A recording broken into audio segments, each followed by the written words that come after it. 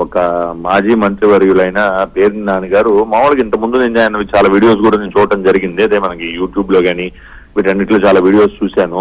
So ఆయన కొంచెం sensible గానే మాట్లాడతాడు, పర్లేదు, ఏదో చమత్కరిస్తుంటాడు కానీ బట్ బాగానే మాట్లాడతారు, ఇబ్బంది లేకుండా, వేరే వారికి ఇబ్బంది కలగకుండా మాట్లాడతారని నేను ఇప్పటివరకు అనుకున్నా. కాకపోతే మీరు ఏదైతే ఇప్పుడు చెబుతున్నారో, ఇంకా నేను వీడియో అయితే నేను చూడలేదు, మరి వీడియో మీరు ఆల్రెడీ మరి ఉన్నదని చెప్తున్నారు కాబట్టి అలా మాట్లాడటం మాత్రం చాలా బాధాకరం. ఎందుకంటే ఒక రాజ్యాంగబద్ధ పదవుల్లో ఉన్నవారు, ఇంత ముందు ఉన్నవారు ఆ రాజ్యాంగానికి అనుగుణంగా మాట్లాడాలి తప్ప మేము అధికారంలోకి వస్తే చంపేస్తాం, లేదా మేము అధికారంలోకి వస్తే మేము అంత చూస్తాం, ఇలాంటి మాటలు మాట్లాడటం అంటే అది చట్టవిరుద్ధం, అది కరెక్ట్ కాదు.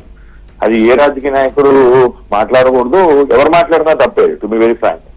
సో ఈ విధంగా మరి అసలు అది పెద్ద ఇష్యూ అయిపోయింది. మొన్న ఏదైతే జగన్మోహన్ రెడ్డి గారి యాత్రలో జరిగిన ప్లకార్డ్ పట్టుకోవటం, ఆ ప్లకార్డ్ తర్వాత అది మళ్ళా మాజీ ముఖ్యమంత్రి గారు మాట్లాడటం, ఇప్పుడు ఈ రోజు మంత్రి గారు మాట్లాడటం, అంటే ఎలాంటి రాజకీయాలు అంటే ఒక డెవలప్మెంట్, వెల్ఫేర్ రిలేటెడ్ పాలిటిక్స్ జరగాల్సిన రాష్ట్రంలో మరి ఈ విధంగా జరగటం అనేది బాధాకరం. అది బాధాకరమే కాకుండా చట్టవిరుద్ధం కూడా. అంటే ఏవైతే మనకి ఇంతకుముందు ఐపీసీ గానీ ఇప్పుడు బిఎన్ఎస్ గానీ చాలా సెక్షన్స్ ఇలా ఇన్స్టిగేట్ చేయటం, ప్రొవోక్ చేయటం, ఇలాగా జనాల్ని రెచ్చగొట్టడం లాంటి వాటిని ఖచ్చితంగా అఫెన్సెస్ కింద పరిగణిస్తుంది బిఎన్ఎస్ గానీ, లేదా ఇంతకు ముందు ఉన్న ఐపీసీ గానీ.